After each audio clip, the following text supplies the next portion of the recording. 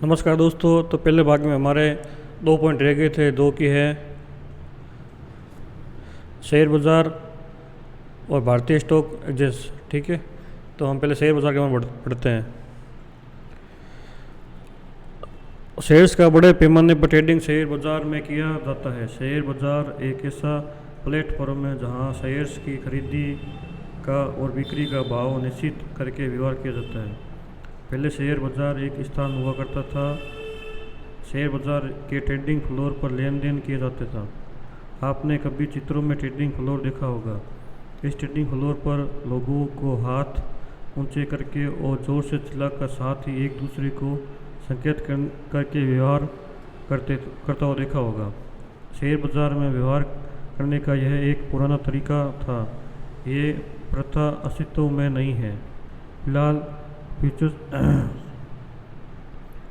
और trading floor में computer के नेटवर्क का समावेशन होता है। इस नेटवर्क के जरिए दुनिया भर के देशों में ट्रेडिंग के लिए उसी सिस्टम का उपयोग किया जाता है।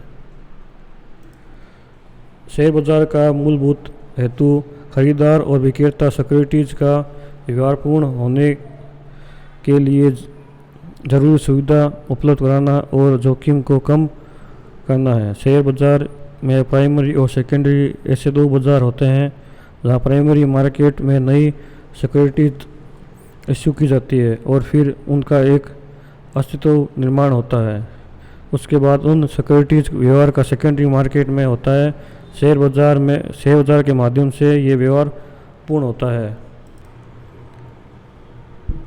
तो बढ़ते हैं भारतीय स्टॉक एक्सचेंज का। ठीक है, तो इसमें भारत के कुल स्टॉक एक्सचेंज हैं जिन सभी को भारत सरकार के मान्यता दी गई है। उनमें से सबसे बड़े और महत्व के बाज़ार में national stock exchange SSI, Mumbai stock exchange BSI का समावेशन होता है।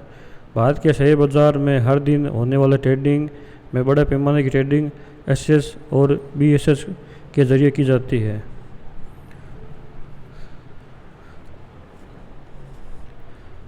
इसमें और भी श्रेणी है जो अभी आपके काम की नहीं है, जो हम कंप्यूटर में लैपटॉप में ट्रेडिंग करते हैं, वो हम आगे देखेंगे।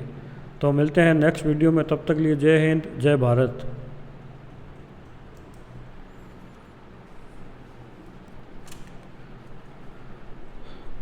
नमस्कार दोस्तों, आप सबका स्वागत है हमारे YouTube चैनल पर। तो आज हम बात करेंगे ऑप्शन का परिचय। ऑप्शन कितने प्रकार के होते हैं तो उस बारे में बात करेंगे। ठीक है, तो लेट्स स्टार्ट करते हैं। जैसे इसमें है ये ऑप्शन का परिचय, इसमें ऑप्शन के प्रकार। तो पहले देखते हैं ऑप्शन क्या है। ठीक है,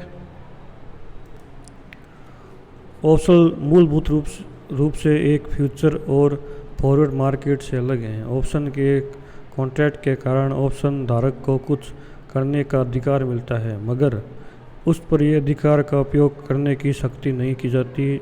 इसके विपरीत फॉरवर्ड अथवा फ्यूचर्स के कॉन्ट्रैक्ट में दो पार्टियां कोई भी व्यवहार करने के लिए वचनबद्ध होती है। इसके लिए उन्हें कोई भी कीमत नहीं चुकानी पड़ती।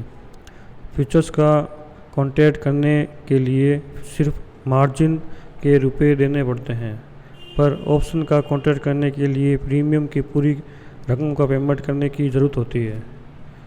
तो हमने देख लिया ऑप्शन का परिचय। अब देखेंगे ऑप्शन के कितने प्रकार होते हैं। ठीक है, देखो ऑप्शन के 2 प्रकार होते हैं। पहला है कॉल ऑप्शन, फिर है पुट ऑप्शन। तो पहले हम कॉल ऑप्शन देखते हैं। कॉल ऑप्शन में खरीदार को खरीदी का अधिकार मिलता है, परंतु उस पर खरीद करने की शक्ति नहीं की जाती। कॉन्ट्रैक्ट अंतर्गत निश्चय किए अपसेट को निश्चित किए भाव पर अथवा भविष्य में निश्चित की गई तारीख को खरीद करने की जिम्मेदारी उन पर नहीं होती। दूसरे शब्दों में बताना है तो कॉल ऑप्शन में खरीदारी को इच्छा हुई तो वह राइटर से आने की कॉल ऑप्शन के विक्रेता से शेयर की डिलीवरी मांग सकता है। अगर ऐसा नहीं करना हो तो वह इस कॉल ऑप्शन के लॉस होने का भी कारण हो सकता है। अब देखते हैं पुट ऑप्शन। में खरीदार को बिक्री करने का अधिकार मिलता है, परंतु उस पर बिक्री करने की शक्ति नहीं की जाती।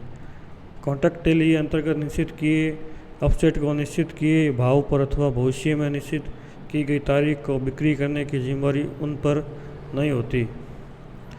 दूसरे शब्दों में बताना हो तो पुट ऑप्शन में खरीदार को इच्छा हुई तो वह राइटर को यानी कि पुट ऑप्शन के विक्रेता को शेयर्स की डिलीवरी दे सकता है। अगर ऐसा नहीं करना हो तो वह इस पुट ऑप्शन को लैप्स होने भी दे सकता है।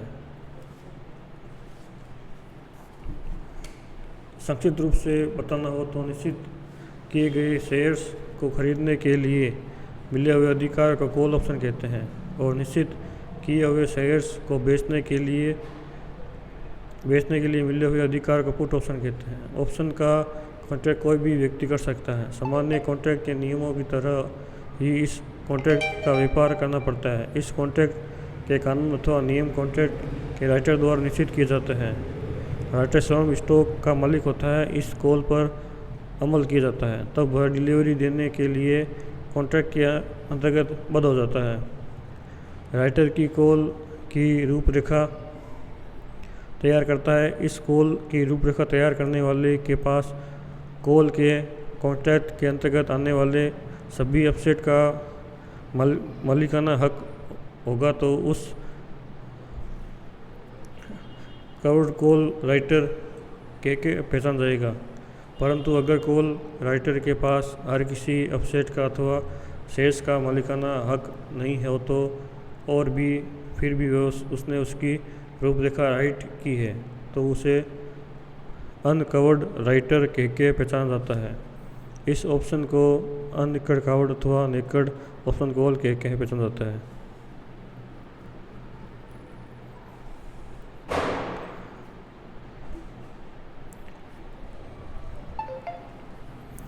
अब हम देखते हैं ऑप्शन राइटर और ऑप्शन खरीदार की जिम्मेदारी क्या क्या होती है। कानून देखने जाए तो ऑप्शन कॉल या पुट का राइटर ऑप्शन की शर्तें और नियमों का पालन करने की जिम्मेदारी में बद्ध होता है। दूसरे शब्दों में बताना हो तो ऑप्शन का बायर अथवा खरीदार ऑप्शन का उपयोग करने के लिए अधिकार की खरीदी करता है, पर उस पर ऑप्शन को अमल करने के लिए कानूनबद्ध नहीं किया होता। अब देखते हैं हम ऑप्शन से संबंधित कुछ महत्व के शब्द समूह। उससे पहले हम मिलते हैं नेक्स्ट वीडियो में। तब तक के लिए जय हिंद, जय भारत।